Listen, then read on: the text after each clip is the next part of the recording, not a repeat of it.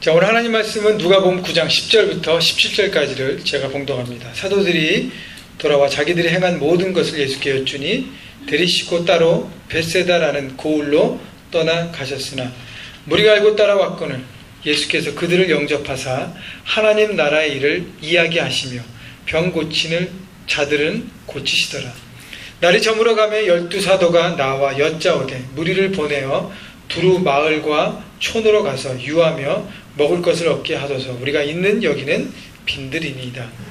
예수께서 이르시되 너희가 먹을 것을 주라 하시니 여짜오되 우리에게 떡 5개와 물고기 2마리밖에 없으니 이 모든 사람을 위하여 먹을 것을 사지 아니하고서는 할 수 없사오니이다 하니 이는 남자가 한 5,000명이 되밀어라. 제자들에게 이르시되 때를 지어 한 50명씩 앉히라 하시니 제자들이 이렇게 하여 다 앉힌 후 예수께서 떡 5개와 물고기 2마리를 가지사 하늘을 우러러 축사하시고 떼어 제자들에게 주어 무리에게 나누어 주게 하시니 먹고 다 배불렀더라. 그 남은 조각을 12바구니에 거두니라. 아멘. 목회를 하면서 많은 사람들을 만납니다. 여러 가지 종류의 사람이 있더라고요. 첫인상이 좋은 사람도 있고요. 말을 참 잘하는 사람도 있고 유머가 있고 여유가 있는 사람도 있고요. 자신의 일에 책임을 다하는 사람, 여러 가지 표현이 다양할 정도로 많은 사람들을 만납니다. 그런데 대부분의 사람들이요, 문제가 없고 모든 것이 평탄할 때는 다 좋아 보입니다. 모든 사람들이 다 잘하는 것처럼 보입니다. 그런데 중요한 것은 이 사람들이 진짜 위기를 만났을 때 그들의 실력이 드러난다는 것입니다. 삶의 문제를 만났을 때 그 어려운 문제들을 어떻게 극복하느냐를 보면 그 사람의 실체, 진짜 성품, 실력을 알 수 있는 것입니다. 진짜 실력이 있는 사람인지 아니면 그동안 하는 척하면서 잘 포장했는지를 알게 된다는 것입니다. 여러분, 크리스찬도 마찬가지입니다. 문제 속에서, 위기 속에서 그 문제를 어떻게 해결하는지를 보면 그 사람의 영적인 실력을 우리가 알 수 있습니다. 아무리 멋진 찬양과 예배를 드린다 해도, 깊게 하나님 말씀을 묵상한다 해도, 또 여러 가지 사역에 헌신하고 있어도 자신의 삶에 만난 문제로 인해 흔들림의 폭이 크고 하나님 안에서 중심을 잡지 못하고 인간적인 생각과 결정에 머무르면서 이 핑계 저 핑계 되면서 여러 가지 일들을 아무것도 못한다면 그 사람의 영적인 실력은 분명 형편없을 것입니다. 오늘 본문의 예수님은요, 제자들을 훈련의 일환으로 삶의 현장으로 보내십니다. 말씀을 머리에서만, 가슴에서만 품지 말고 삶의 현장에 가서 한번 부딪혀봐라는 거예요. 내게 들은 말씀을 그냥 이렇구나 깨닫는 것에 머무르지 않고 삶의 현장에서 부딪히면서 싸워보면서 과연 말씀대로 사는 것이 어떤 것인가를 경험해보라는 것입니다. 그래서 제자들이 말씀을 들고 현장으로 가서 말씀을 전하고 병을 고치는 사역들을 감당했습니다. 자, 그리고 사역 현장에서 그들이 돌아왔어요. 돌아온 제자들에게 예수님은 지속적인 훈련의 일환으로 문제 속에서, 위기 속에서 어떻게 이것들을 극복하는지 예수님이 직접 자신의 영적인 실력을 보여주십니다. 이것이 바로 오늘 본문 말씀의 내용이에요. 그래서 오늘 본문 누가복음 9장을 통해서 우리가 문제 속에서, 인생의 위기 속에서 어떻게 실력 있는 하나님의 사람으로, 주님의 제자로 살아가는지를 살펴보려고 합니다. 과연 예수님은 위기 속에서 어떻게 영적인 실력이 드러날 수 있는 그 비결을 가졌는지, 그 비결을 3가지 포인트를 오늘 보면서 말씀을 나누려고 합니다. 첫 번째, 위기 속에서 드러난 예수님의 영적인 실력 비결은요, 첫 번째, 영혼들을 케어하는 사랑에 있었습니다. 보면 10절, 11절을 봅니다. 사도들이 돌아와 자기들이 행한 모든 것을 예수께 여쭈니 데리시고 따로 벳세다라는 고을로 떠나가셨으나 무리가 알고 따라왔거늘 예수께서 그들을 영접하사 하나님 나라의 일을 이야기하시며 병 고칠 자들은 고치시더라. 현장 훈련을 마치고 돌아온 제자들의 보고를 받은 예수님은 제자들과 함께 벳세다라는 동네로 움직이셨습니다. 근데 조용히 제자들하고만 움직이려고 했는데 그때 그 주변 사람들이 소식을 다 들었어요. 그래서 많은 무리가 그 소식을 듣고 예수님과 제자들에게 몰려왔습니다. 자, 예수님은 이들을 이렇게 물리치지 않았어요. 모이던 무리들을 품어주셨습니다. 자, 무리를 품어주시는 예수님의 마음을 이 같은 사건을 기록한 마태복음 14장 14절에 보면 이렇게 기록합니다. 예수께서 나오사 큰 무리를 보시고 불쌍히 여기사 그 중에 병 있는 병인들을 고쳐주시니라. 자, 예수님께서 그 많은 무리를 품어주셨던 그 근본적인 내용은 뭐예요? 그들을 불쌍히 여기셨다는 것입니다. 우리는 잘 모르지만 그들 안에 뭔가의 니드가 필요하고 뭔가의 회복이 필요하고 뭔가 채워질 것이 필요한 것을 예수님이 느끼셨던 거예요. 그래서 많은 무리들이 오는 것을 보면서 그들을 불쌍히 여기시고 아픈 자들은 고쳐주셨습니다. 자, 마태복음 14장 14절 제가 읽어드렸는데 이 본문을 더 자세히 기록한 마가복음 16장 30절 이하에 보면 이 상황을 조금 더 자세히 기록합니다. 사도들이 예수께 모여 자기들의 행한 것과 가르친 것은 낱낱이 고하니 이르시되 너희는 따로 한적한 곳에 와서 잠시 쉬어라 하시니 이는 오고 가는 사람이 많아 음식 먹을 겨를도 없음이라. 자, 예수님과 제자들은요 많은 무리들을 위한 사역으로 제대로 식사할 수 없을 정도로의 바쁜 일정을 살인적인 스케줄을 소화하고 계셨어요. 그래서 식사할 시간도 없이 막 이리저리 막 사역 가운데 시간을 보내고 계셨습니다. 다시 얘기하면 육신적으로 굉장히 피곤하셨어요. 지치셨습니다. 그럼에도 불구하고 몰려드는 많은 무리들을 어떻게 해요? 물리시지 않고 품으셨다는 것입니다. 그래서 그들에게도 하나님 나라의 말씀을 선포하시고 병든 자를 고쳐주셨어요. 예수님의 포인트는 뭡니까? 내가 피곤하고 어렵지만 나보다 더 어려운 상황에 있는 무리들의 뭔가를 보시고 그들을 품으셨다는 것입니다. 나 아닌 다른 사람을 향해 눈을 돌리셨다는 것입니다. 그런데요, 12절 본문 보십시오. 날이 저물어 가매 12사도가 나와 여짜오되 무리들을 보내어 두루 마을과 촌으로 가서 유아에 먹을 것을 얻게 하소서. 우리가 있는 여기는 빈들이니이다. 근데요, 예수님과 함께 있던 무리들이 그 많은 시간들 병을 고치고 주님의 말씀을 듣는 가운데 날이 어둑해졌습니다. 자, 시간은 해가 저무는 저녁 때가 되었고요. 장소는 어디예요? 빈들입니다. 12절 마지막 절에 보면 우리가 있는 여기는 어디라고요? 빈들이, 광야라는 것, 데저트라는 사막이라는 것입니다. 자, 해가 저무는 저녁 시간에 식사 시간은 지났고 장소는 아무것도 없는 빈들 광야입니다. 날이 저물어 가는데도 무리들은요 예수님과 함께하는 자리를 떠나려고 하지 않았습니다. 14절 잠깐 보십시오. 이는 남자가 한 5,000명 됨이러라. 여기서 말하는 남자는 성인 남자를 말합니다. 성인 남자가 5,000명이면 성인 여자 아이들까지 포함하면 한 2만 명이라고 보통 추산합니다. 자, 2만 명의 아이들, 거대한 군중이 큰 무리들에게 식사 시간이 지났고 이제는 빈들이 아무것도 먹을 거 없고 큰 문제가 되었습니다. 예수님께서 말씀을 전하시고 가르치셨기 때문에 뭔가 이것들을 해결해 주셨어야 됩니다. 근데요, 사실 예수님은 여기에 대한 책임은 없습니다. 왜냐하면 예수님께서 다 오라 그런 게 아니라 자기들이 스스로 왔거든요. 자, 오늘 집회가 끝났습니다. 오늘 병 고치는 사역, 말씀 사역 다 끝났으니까 이제 돌아가십시오. 광고하고 마지막 영상 올리고 광고하고 마지막 찬양 돌리면 이제 집에 가면 돼요. 아무런 예수님 책임이 없습니다. 예수님의 입장에서는요, 바쁜 일정 속에서 모두를 받아줬고 말씀도 가르쳐줬고 병도 고쳐줬고 할 만큼 했습니다. 그런데 예수님의 포인트는 자신의 피곤함과 지침으로 인한 쉼만을 생각하지 않았다는 것입니다. 상식적인 매너만을 생각하지 않았어요. 예수님께서 생각하고 케어한 것은 모인 무리들의 형편이었습니다. 그들의 삶의 형편을 돌아보신 것입니다. 여러분 12절을 다시 보십시오. 날이 저물어 가며 12사도가 나와 여짜오되 무리를 보내어 두 마을과 촌으로 가서 유아에 먹을 것을 얻게 하소서. 우리가 있는 여기는 빈들이니이다. 다시 보면 제자들은 예수님께 무리를 보내어 자신들이 있는 근처 마을에 가서 잠자리와 식사를 해결하게 합시다 라고 했습니다. 같은 본문을 기록한 마가복음에서는요, 무리들에게 가서 식사를 사먹게 합시다라는 표현이 있어요. 무리들이 스스로 해결하자고 제안한 것입니다. 그런데요, 예수님께서 그들의 형편을 보신 이유는 뭐냐면 모인 무리들의 대부분은요 가난한 사람들이었습니다. 벳세다 인근의 갈릴리 지역에 있는 많은 사람들은 대개 가난한 사람들이에요. 예수님도 갈릴리, 나사렛, 가나안 집에서 태어났습니다. 그래서 그들의 형편을 알아요. 그들이 삶 가운데 얼마나 어렵게 살아가는지를 압니다. 또 하나는 많은 무리들 중에 누가 있었어요? 병자들이 있었습니다. 여러분, 감기 걸려서 예수님 앞에 온 사람들은 별로 없습니다. 죽을 병이 걸린 사람, 의학으로 해결되지 않는 사람들, 중풍병자들, 여러 가지 병에 걸린 사람들. 여러분, 큰 병에 걸리면 어떻게 해요? 집안이 경제적으로 지금도 어렵습니다. 그때는 더하죠. 집안으로 어려워요.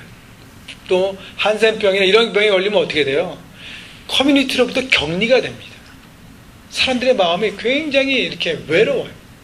심적으로도 외로운 사람들이 많았고요. 여러 가지로 경제적으로 가난하고 극빈자들이 대부분이었습니다. 예수의 마음 중심에는 저들 꼼꼼해지는데 이들의 광야를 통해서 집으로 가다가 저들이 굶어서 쓰러지기라도 하면 이거 어떻게 광야를 통과할 것인가? 큰 변이 있을지 모르겠다. 이 많은 사람들 어떻게 그대로 집으로 보낼 것인가? 라는 그들의 형편과 상황을 돌아보셨던 예수의 마음이 바로 여기에 표현되어 있는 것입니다. 그래서 예수님은 그들에게 배부른 육의 양식도 주기 원하셨어요. 그런 마음을 품으셨습니다. 주님께서 말씀하신 것은 문제를 만날 때 나보다는 다른 사람들을 돌아볼 줄 아는 마음을 가지라는 것입니다. 여러분, 나만 생각하는 사람은요, 누구나 합니다. 보통 사람들은 누구나 나만 생각합니다. 자동적이에요.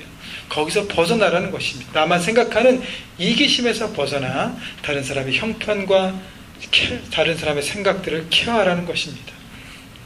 많은 사람들이 위기 때, 문제를 만날 때 자신만 돌아보고 자신의 이익만 챙기기에 바빠요.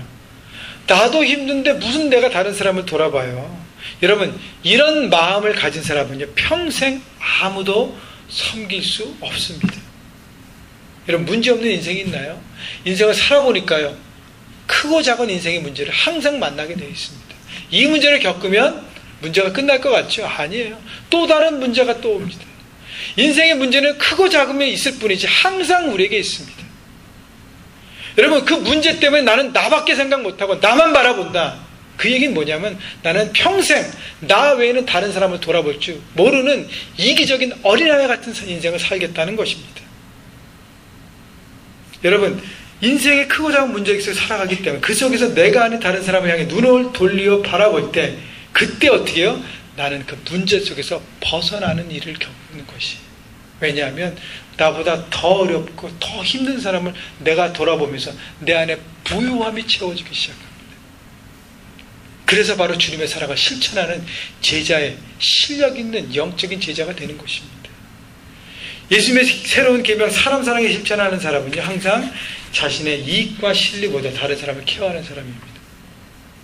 이 일이 나에게 이익이 되는가 아니면 손해가 되는가를 따지지 않고 이 일이 그 사람에게 도움이 되는가, 내가 이 일을 하면 한 생명을 살릴 수 있는가, 온전하게 일으킬 수 있는가를 먼저 생각하는 것입니다.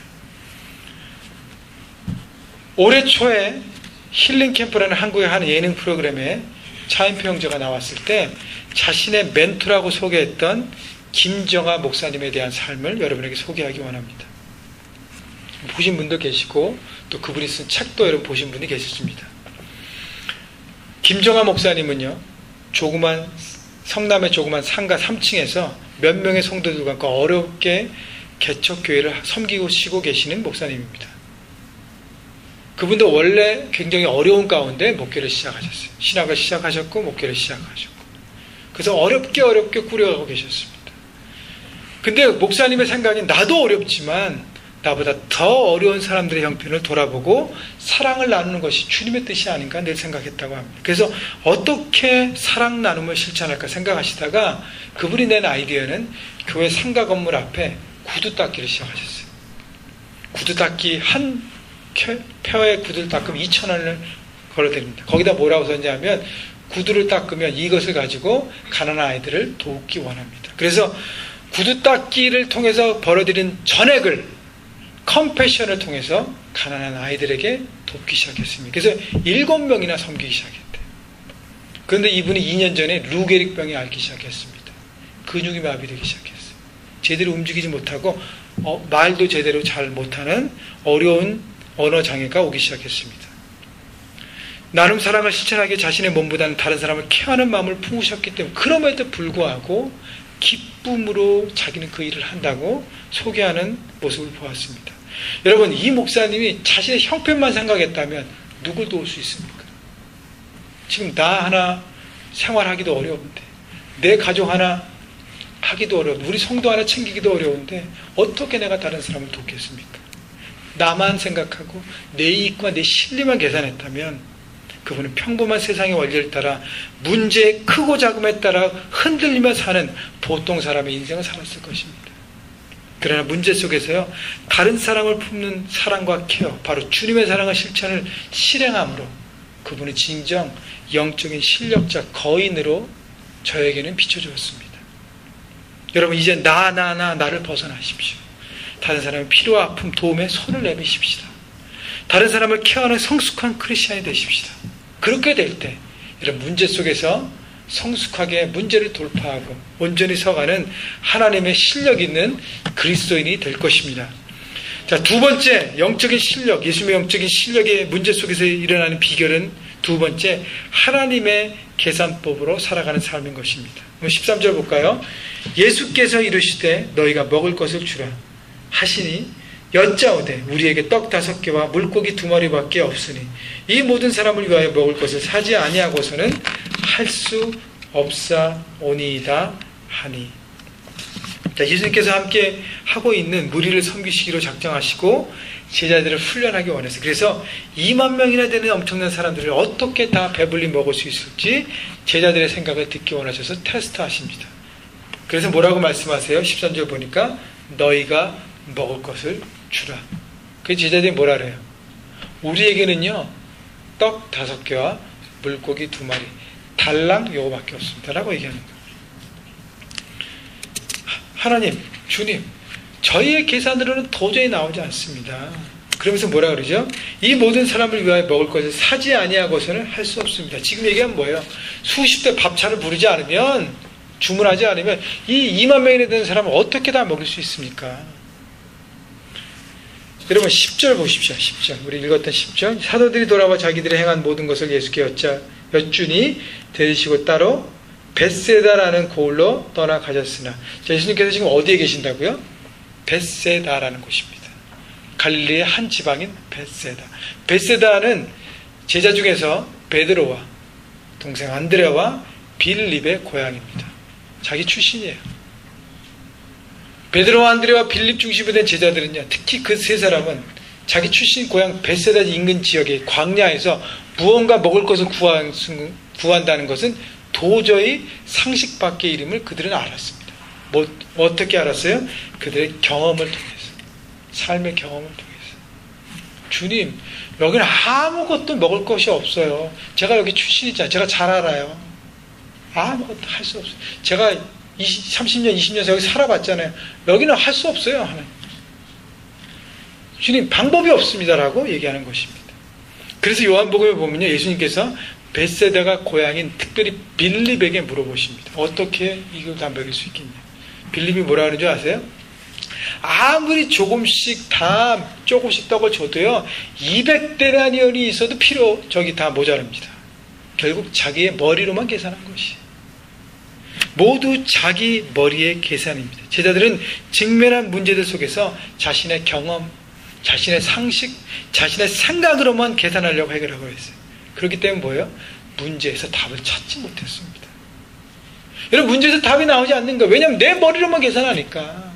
내 주판만, 요즘 주판 돌리는 사람 없죠. 내 계산기만 두들기고 있으니까 안 나오는 거예요.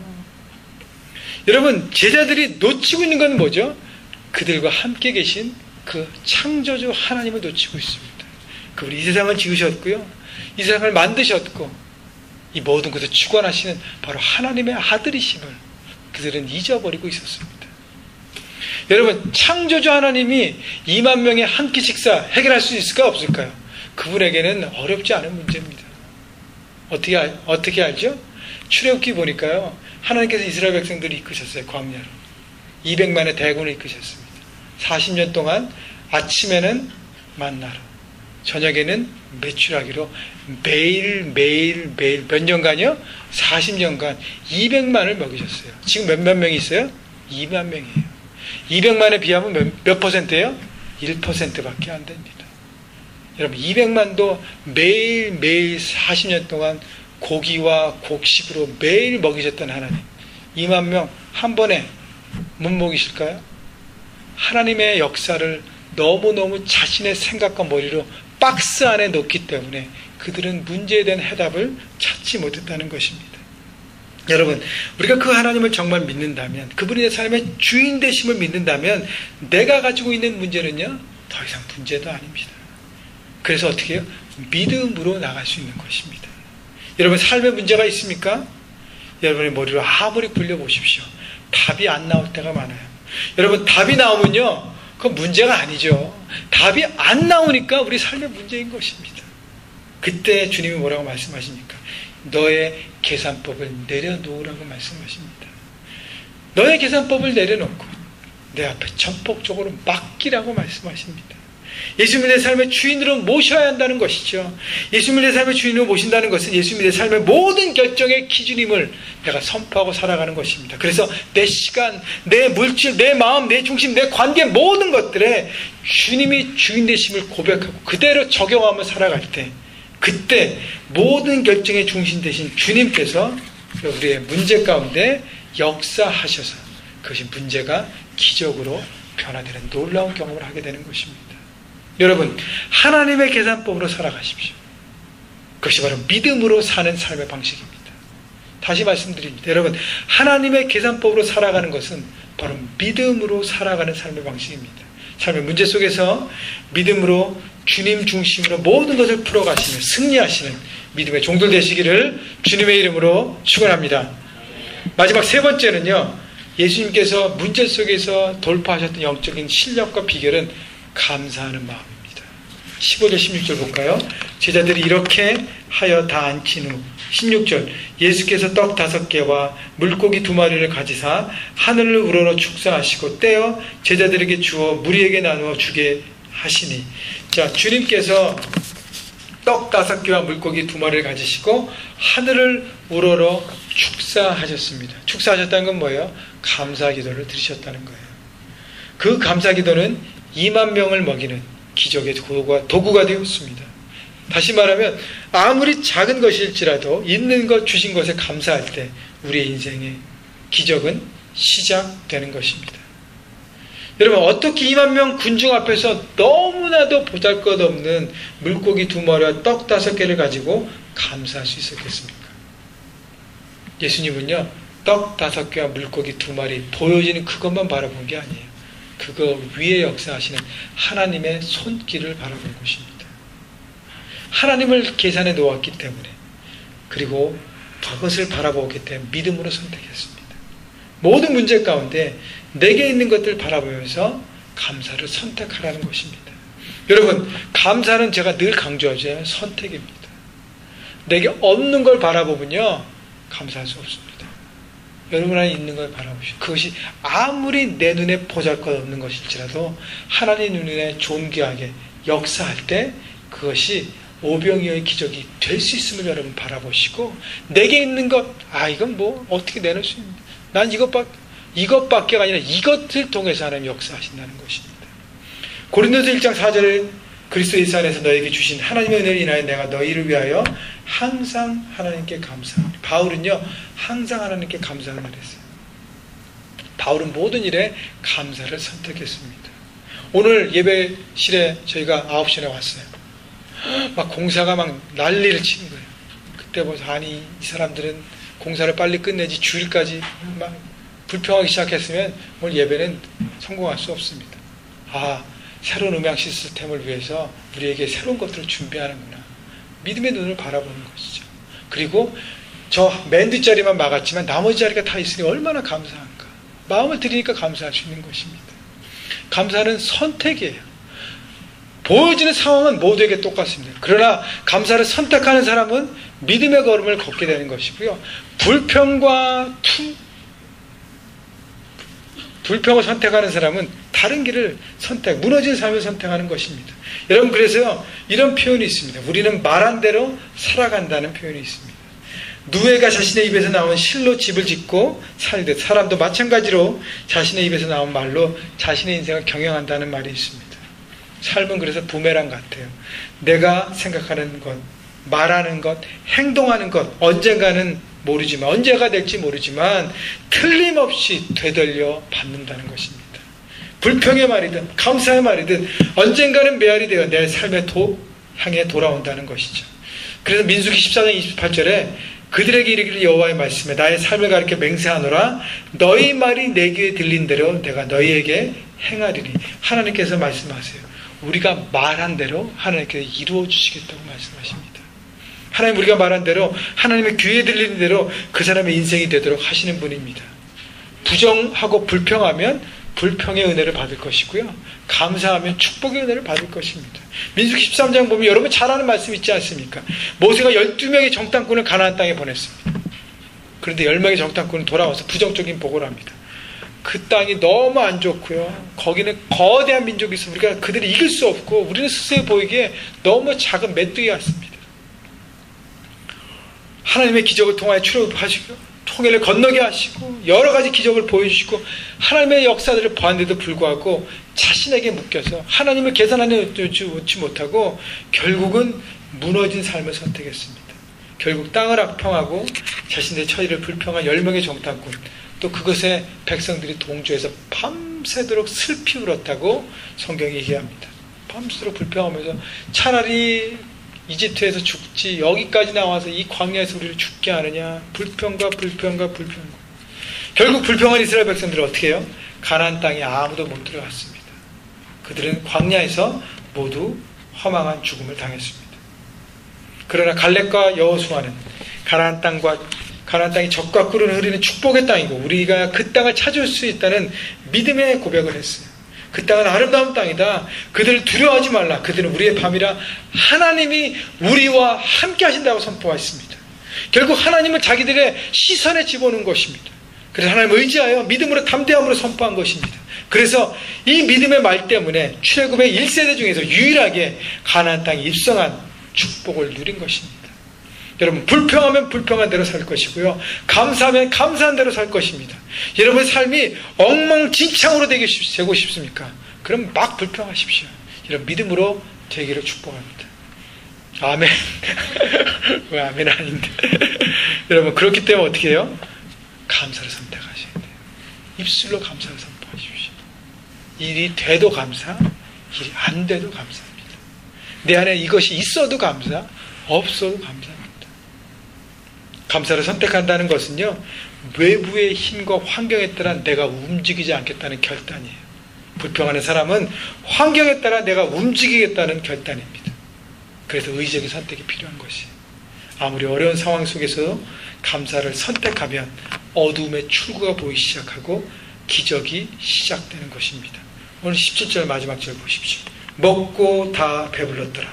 그 남은 조각을 12바구니에 거두니라. 하나님의 기적과 축복은 항상 풍성합니다.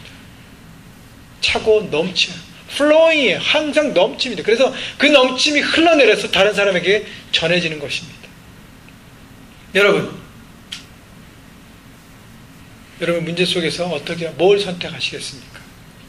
아까 첫 번째 포인트에 소개해드렸던 배우 차인표 형제의 멘토 되신 김정아 목사님, 구두 닦기를 통해서 17명의 아이들을 후원할 수 있어서 자신이 너무 행복하다고 말씀하셨는데, 그분은 늘 어렵지만 내가 나를 통해서 나눌 수 있으면 얼마나 기쁜지 자신의 행복하고 감사하다는 삶의 표현을 늘 썼다고 합니다.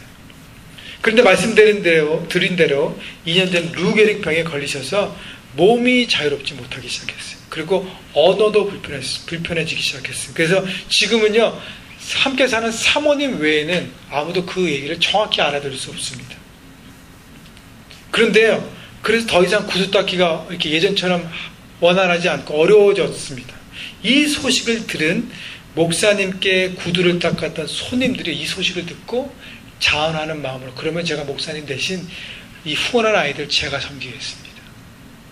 소식들이 일어나기 시작합니다. 소식을 듣고 자원자들이 그 주변에 일어나기 시작했답니다. 그 소식이 컴패션 본부까지 들었어요. 그래서 컴패션 대표 목사님과 홍보대사인 차인표 신혜라 부부, 그 외에 많은 자원자들이 함께 2년 전에 김 목사님 섬기시는 교회에서 크리스마스 감사 예배를 드리고 뜨겁게 하나님의 사랑을 감사하고 찬양했다고 합니다. 이 소식들이 일파만파로 퍼져서 정말 많은 사람들이 목사님을 통해서 소식을 듣고 나도 나눔을 실천하고 나도 이 일에 동참해야겠다. 이 어려운 아이들을 위해서 나도 비록 가진 것 없지만 나도 한 사람씩 하나씩 섬기겠다고 후원자가 기적적으로 늘기 시작했다고 합니다. 이것이 바로 기적이에요. 기적을 낳은 오병이의 기적이 아니고 무엇이겠습니까? 여러분, 김 목사님은요, 자신의 허름한 남루한 구두 닦기 한 통을 주님 앞에 드렸을 뿐입니다.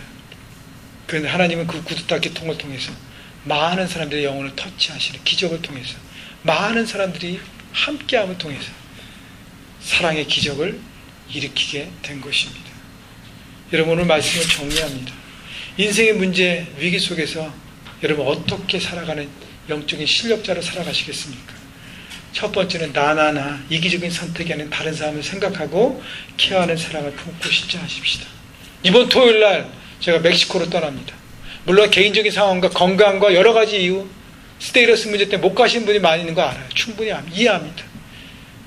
그러나 여러분이 할 수 있는 부분, 가든지 아니면 보내든지 기도와 물질로 동참하시든 여러 모양으로 여러분 할 수 있는 부분은 한 가지 이상 있다고 저는 믿습니다. 여러분 함께 하십시오. 두 번째, 인간적인 나의 계산법, 경험과 지식과 생각을 내려놓고 내 삶의 주인 되신 하나님의 계산법으로 믿음으로 여러분 문제를 돌파하면서 살아가시는 여러분 되십시오. 마지막 세 번째는 문제 속에서 없는 것만 바라보고 불평하지 마시고 있는 것 바라보십시오. 그리고 그것을 가지고 감사하는 삶을 선택하십시오.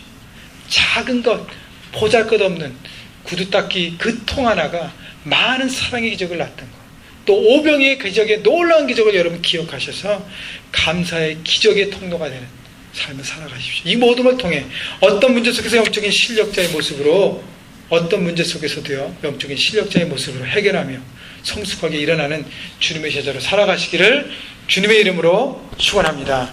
우리 함께